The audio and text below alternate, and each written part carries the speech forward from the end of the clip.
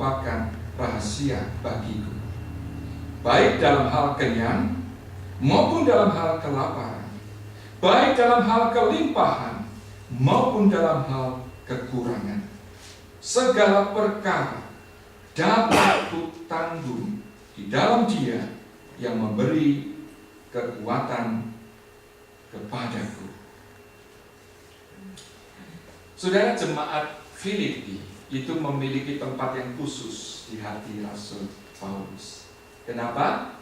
Kalau saudara membaca di kitab Kisah Para Rasul pasal 16, di sana kita mendapat tahu bahwa jemaat ini lahir setelah melalui suatu pergumulan pelayanan yang berat sekali dari Rasul Paulus.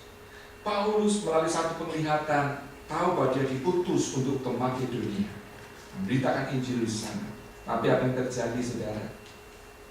Saat pekerjaan Tuhan dinyatakan, sang musuh iblis itu tidak tinggal diam. Apa yang terjadi? Paulus disesah, saudara, dipukuli, udah kemudian dijebloskan ke dalam penjara. Tapi saudara, instead of kecewa pada Tuhan, menyalahkan Tuhan, kenapa aku mengalami semua ini padahal aku taat Tuhan, dia tidak melakukan itu. Dia malah bisa memuji Tuhan, sehingga singkat cerita saudara ingat apa yang terjadi? Pintu-pintu penjara terbuka. Kemudian sang kepala penjara dan seluruh keluarganya dibaptis menjadi anak Tuhan. Bersama dengan beberapa jemaat, di situ lahirlah jemaat Filipi. Dan rupanya saudara, jemaat Filipi itu juga mendukung pelayanan misi Rasul Paulus. Mereka tahu Paulus sedang mengerjakan pekerjaan Tuhan. Mereka dukung pelayanan Paulus dengan dana. Hanya somehow, selama beberapa saat terakhir, mereka terhalang untuk memberikan dukungan kepada Rasul Paulus. Nah, itulah latar belakang munculnya ayat ke-10 tadi yang kita baca. Aku sangat bersuka cita dalam Tuhan bahwa akhirnya pikiranmu dan perasaanmu bertumbuh kembali untuk aku. Memang selalu ada perhatianmu, tetapi tidak ada kesempatan bagimu. Kukatakan ini bukanlah karena kekurangan, sebab aku telah belajar mencukupkan diri dalam segala keadaan. Saudara, dia tulis surat kepada jemaat di Filipi bukan karena dia sedang kekurangan lalu minta dana, dukungan dana, bukan. Paulus di sini menyatakan satu keteladanan yang indah bagi kita sekalian, bahwa ia adalah seorang yang belajar mencukupkan diri. Dengan kata lain, saudara, ia seorang yang content dengan keadaannya, bisa mensyukuri apa yang ada. Atau orang Belanda bilang apa? Nerimo. Tahu nerimo, ya. Jadi ya ada banyak dinikmati, sedikit disyukuri. Belajar konten, saudara. Oh saudara, kalau kita bisa juga belajar seperti Rasul Paulus ini, hidup kita itu akan lebih tenang, saudara. Saudara tahu kenapa ekonomi Amerika saat ini mengalami resesi yang parah? Beberapa waktu yang lalu saya membaca satu analisa yang cukup simple tapi make sense, saudara. Kenapa sampai seperti ini? Negeri yang tadinya begitu kuat secara ekonomi, secara militer, sehingga disebut negeri adidaya di dunia, tapi sekarang malah berhutang, saudara. Berhutang pada Cina, berhutang pada Singapura. Saudara, katanya semua ini berakar kepada apa? Greedy, ketamakan, saudara. Antara memang mereka yang bekerja di perbankan dengan rakyat, saudara. Mereka yang sudah punya 1 rumah, 2 rumah, kepingin punya 3, 4, 5.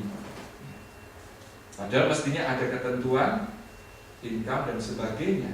Tapi karena pihak bank juga, saudara, mau memenuhi target, mau mendapatkan keuntungan dalam waktu cepat, mereka approve para customer yang mereka mau pinjam uang, walaupun mereka tahu income-nya tidak mencukupi. Nah, subprime ini yang kemudian menimbulkan masalah besar, kredit macet, tak bisa membayar dan sebagainya. Saudara, kita perlu belajar dari Rasul Paulus. Sebetulnya di ayat yang ke-12 itu di bahasa Indonesia agak lain, saudara, pengertiannya. Bahasa Inggris lebih jelas lagi. Saya bacakan di bahasa Inggris ya. I know what it is to be in need, and I know what it is to have plenty.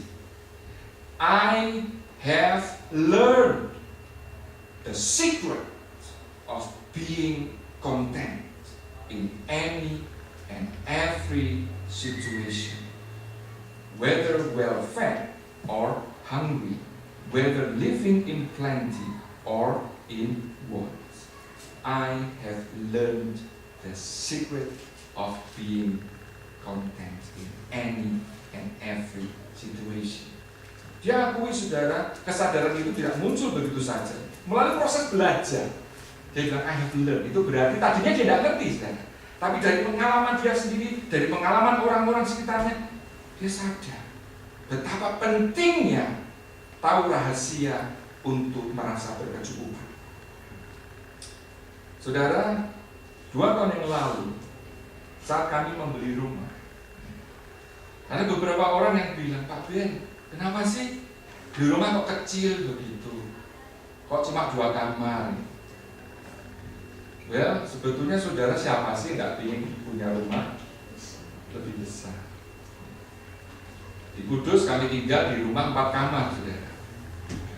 Mestinya 5 kamar, tapi yang 2 kamar itu dijadiin 1. Jadi kamar tidur kami itu besar. Cuma waktu kami mau membeli rumah, itu kami kan mesti memperhitungkan bulanannya berapa, nanti homeowner association-nya berapa. Dan itu yang menurut kami bisa kami afford. Sehingga apa? Puji Tuhan, sampai saat ini kami tidak mengalami kesulitan untuk membayar, karena memang sesuai dengan kemampuan kami. Nah, ini saya saksikan, saudara, untuk menunjukkan bagaimana kita ini ya berdoa, tetapi kita juga harus realistis dengan keadaan. Kalau tidak, nanti kita sendiri yang akan mengalami kesulitan.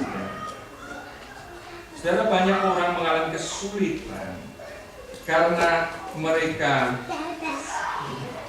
membelanjakan sesuatu yang di luar kemampuan mereka. Ya, ibaratnya apa? Lebih besar pasak daripada tiang, saudara.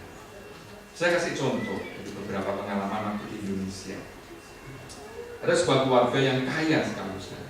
Termasuk satu yang terkaya di kota itu. Somehow sang ayah atau sang suami ini meninggal mendadak karena penyakit jantung. Nah, waktu sang ayah ini sudah tidak ada, rupanya perusahaannya itu decline juga, makin menurun. Istrinya, anak-anak rupanya tidak bisa mengelola usaha dengan baik. Apa ya?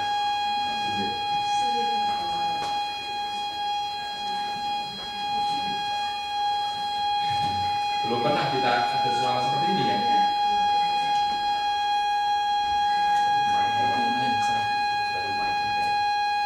Ini mungkin supaya yang ngantuk-ngantuk bisa bangun gitu.